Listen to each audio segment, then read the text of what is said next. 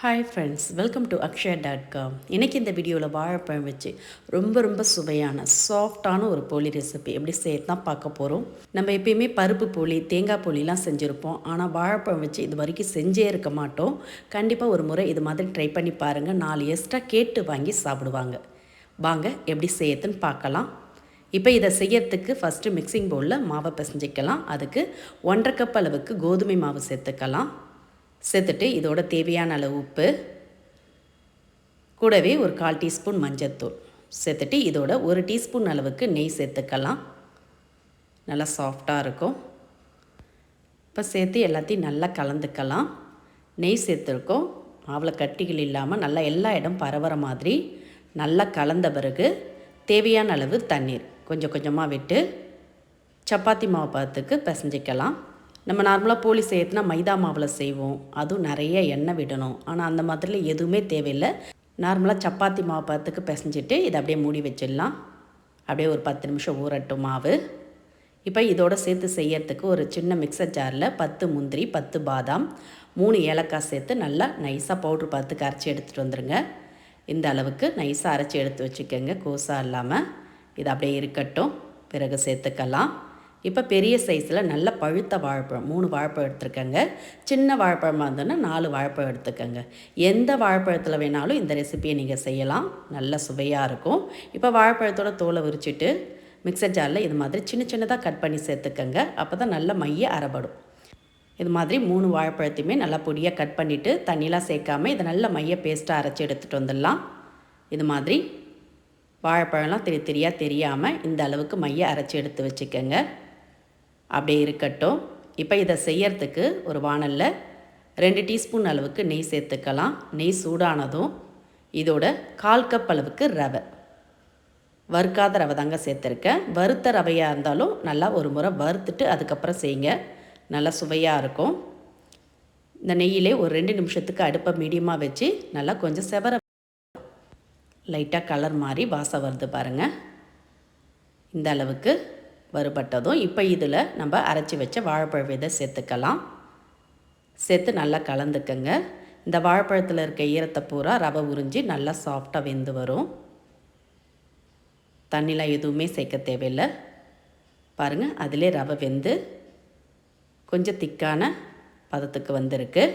இப்போ இதோட 1/2 கப் அளவுக்கு நாட்டு சர்க்கரை சேர்த்துக்கலாம். சேர்த்து நல்லா கலந்துக்கலாம். நீங்கள் நாட்டு சர்க்கரைக்கு பதிலாக வெல்லம் கூட பொடிச்சு சேர்த்துக்கலாம். இப்போ சர்க்கரை சேர்த்ததுமே நல்லா கரைஞ்சி இலகி வருது பாருங்கள். இந்த ஸ்டேஜில் நம்ம பொடிச்சு வச்ச பாதாம், முந்திரி பொடியை சேர்த்துக்கலாம். சேர்த்து அதையும் நல்லா கலந்துக்கங்க. பாதாம் முந்திரிலாம் பொடிச்சு சேர்க்குறப்ப நம்ம சாப்பிட ரொம்ப சுவையாக இருக்கும். இப்போ அதில் இருக்க ஈரத்தை பூரா இந்த பாதாம் பொடி இழுத்துடும். கொஞ்சம் திக்கான பதத்துக்கு வரும். இதில் 1 டீஸ்பூன் அளவுக்கு நெய் சேர்த்துக்கலாம். பேனில் ஒட்டாமல் எல்லாம் ஒன்று சேர்ந்து நல்லா சுயண்டு வரும். அவ்வளோதாங்க, ரொம்ப சுவையான ஸ்டஃபிங் ரெடி ஆகிடுது. இப்போ அடுப்பு ஆஃப் பண்ணிவிட்டு இதை இறக்கி ஆற விட்டுடலாம். ஆறுச்சுன்னா கொஞ்சம் திக்காகும்.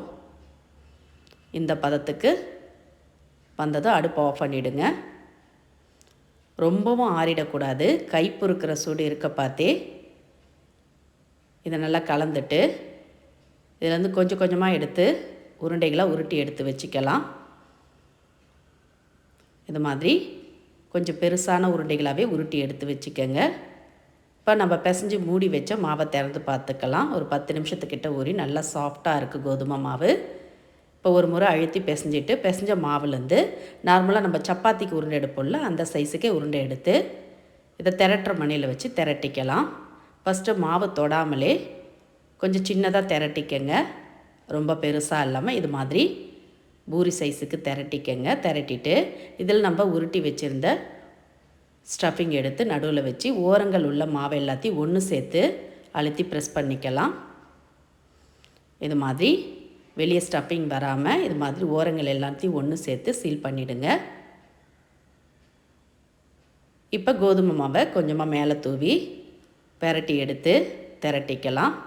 ரொம்ப அதிகமாக மாவு சேர்த்துற வேண்டாம், லைட்டாக சேர்த்திங்கனாலே ஈஸியாக திரட்ட வரும். எந்த அளவுக்கு மெலிசாக திரட்ட முடியுமோ அந்த அளவுக்கு மெலிசாக திரட்டிங்க. ரொம்ப அழுத்தி திரட்டாமல் லைட்டாக திரட்டினாலே ஈஸியாக திரட்டலாங்க. நல்லா ஸ்டஃபிங் பூரா எல்லா இடமும் பரவி இருக்குது. இது மாதிரி நல்லா ரவுண்டாக திரட்டிட்டு இப்போ இதை எடுத்து தவாவில் போட்டு சுட்டு எடுத்துக்கலாம். உள்ளே வச்ச ஸ்டஃபிங் வெளியே வரல பாருங்கள். இது மாதிரி மாவு எல்லாத்தையும் திரட்டி எடுத்துக்கோங்க. இப்போ இதை போட்டு எடுக்கிறதுக்கு தவாவை சூடு பண்ணியிருக்கேன். அதில் கொஞ்சமாக நெய் தடவிட்டு திரட்டி எடுத்த மாவை போட்டு ஒரு சைடு வெந்ததும் திருப்பி போடுங்க. திருப்பி விட்டு கொஞ்சமாக நெய் தடவிக்கலாம். நெய் தடவி சுட்டிங்கன்னா நல்ல மணமாக ரொம்ப ரொம்ப சாஃப்டாக இருக்கும். பாருங்கள் நல்லா உப்பி வருது. இப்போ இன்னொரு சைடு திருப்பி விட்டு நெய் தடவிக்கலாம். நல்ல சுவையான சாஃப்டான போலி ரெடி. நல்லா ஹெல்த்தியாக மாலை நேரத்தில் ஃபில்லிங்காக செஞ்சு கொடுக்கலாம். இது மாதிரி சுட சுட செஞ்சு கொடுத்தீங்கன்னா 2-4 எக்ஸ்ட்ரா கேட்டு வாங்கி சாப்பிடுவாங்க. இதில் வாழைப்பழம் சேர்த்ததே தெரியாதுங்க. அந்த அளவுக்கு நல்ல சுவையாக சாஃப்டாக இருக்கும். நீங்களும் வீட்டில் வாழைப்பழம் இருந்தோன்னா இந்த கோதுமை மாவு சேர்த்து இந்த சுவையான சாஃப்டான போலி ரெசிப்பியை ஹெல்த்தியாக செஞ்சு கொடுங்க. விரும்பி கேட்டு வாங்கி சாப்பிடுவாங்க. குட்டீஸ்லேருந்து பெரியவங்க வரைக்கும் எல்லாருமே சாப்பிடுவாங்க. அவ்வளோ சூப்பராக இருக்கும். இதை நீங்கள் லன்ச் பாக்ஸில் கூட கொடுத்து விடலாம். நீண்ட நேரத்துக்கு சாஃப்டாகவே இருக்கும். பாருங்கள், ஒன்று எடுத்து பிச்சு காட்டுறேன். எந்த அளவுக்கு நல்லா சாஃப்டாக வந்திருக்கு பாருங்கள்.